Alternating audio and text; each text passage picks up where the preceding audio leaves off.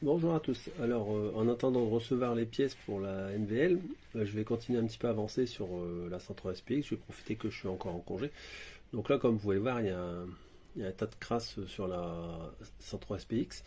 Donc là, ce que je vais faire, c'est que je vais faire un bon coup de nettoyage. Parce que, en fait, j'avais déjà expliqué à certaines personnes dans mes vidéos, dans mon garage, les propriétaires qui avaient monté la porte avant, ils l'ont mal fait. Et en gros, quand il y a un gros coup de vent, bah, je me tape un nuage de poussière dans le garage. Donc, vous voyez un petit peu le résultat en vidéo. C'est dégueulasse. Donc là, ce que je vais faire, c'est qu'après que j'aurai nettoyé, je mettrai on va dire un drap au-dessus pour limiter un petit peu ce phénomène. Bon voilà, je viens de finir le nettoyage. Elle a repris un petit peu de belles couleurs, on va dire. Donc là, j'ai presque tout fini. Il ne me reste plus que la jante arrière à finir, donc j'ai fait ce côté là, j'ai encore l'autre côté à faire. Donc je suis assez contente de mes petites jantes parce qu'elles sont d'origine de 91. J'ai pas refait la peinture, je les ai juste tout polies et elles sont encore en super état. Il y a un petit peu de pète bien sûr sur des petits blecs sur les jantes, mais bon, ça reste relativement propre. Donc là j'ai presque tout fini de nettoyer. Donc le cadre ici là, voilà. Donc là, il en est bien revenu. Bon voilà, je suis en train d'attaquer le cylindre bloc du pot que j'avais prévu de retoucher. Donc là, j'ai intercalé des bouts de caoutchouc. Donc ça, c'est du caoutchouc que j'avais encore. Hein. Donc il est assez épais. Et il est flexible, mais assez rigide. Donc comme ça, en fait, ça va me rigidifier l'ensemble du cylindre bloc.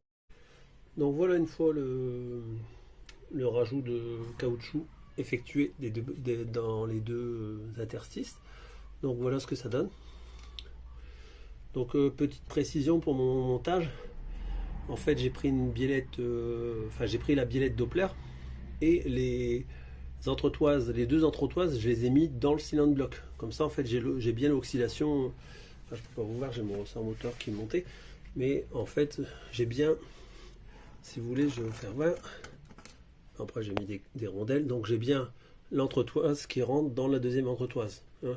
Ce que j'ai fait, chose que je fais jamais habituellement, mais là comme je suis sur deux moteurs, je commence à plus m'y retrouver dans les réglages, et comme ça fait un moment que j'ai abandonné les réglages sur la 103 SPX, donc j'ai marqué tous les caractéristiques au niveau réglage d'alimentation du carbu. Donc j'étais monté en gigla principal 92, le ralenti en 45 et le starter à 60. Et l'aiguille elle est sur le clip du haut, c'est une aiguille W7.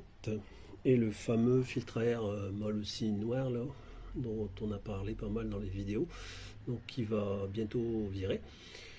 J'attends le E8. Donc ce que je vais faire quand même, c'est que là je prépare mon coude de boisseau, enfin mon coude de couvercle de boisseau, comme je vous avais expliqué, de faire un coude court, parce que ça monte droit et du coup ça tape dans le cadre. Donc voilà, donc là j'ai fini de faire mon coude avec le petit montage comme j'avais déjà fait sur la MVL. Donc je réexplique vite fait. Donc j'ai fait un coup de filière de 6 ici pour la partie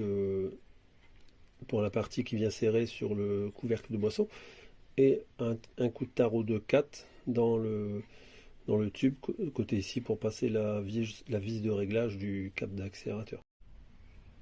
Donc voilà, là j'ai fini de remonter le boisseau ainsi que le couvercle et le coude. Donc voilà ce que ça donne une fois monté avec mon coude raccourci, ce qui permet d'orienter tout de suite le câble vers l'avant et de ne pas partir en montée directe, un peu comme le câble de starter que vous pouvez voir derrière. Bon, vu qu'il y a un peu de soleil, je vous la fais voir en plein soleil. Vu que je l'ai nettoyé, tant qu'à faire, autant se faire plaisir. Ça brille, ça brille.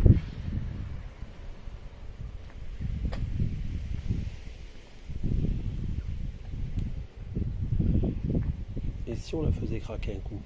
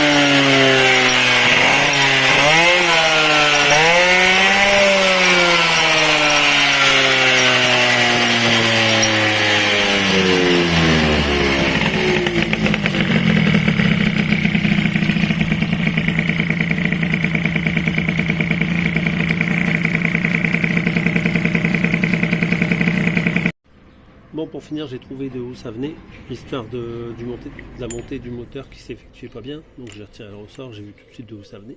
Je vous expliquerai ça dans une prochaine vidéo. Je finis juste tout ça pour dire que j'étais chercher mon colis et que vois-je, j'ai reçu mon filtre à air mal aussi, tant attendu, n'est-ce pas Nicolas? Donc voilà, là, prochaine vidéo, je monte ça. Je vais d'abord faire un test comme ça, je fais une vidéo embarquée avec ce filtre à air là, mal aussi, et après j'en ferai une autre avec celui-là. Voilà, on se retrouve pour bientôt pour une nouvelle vidéo. Au revoir.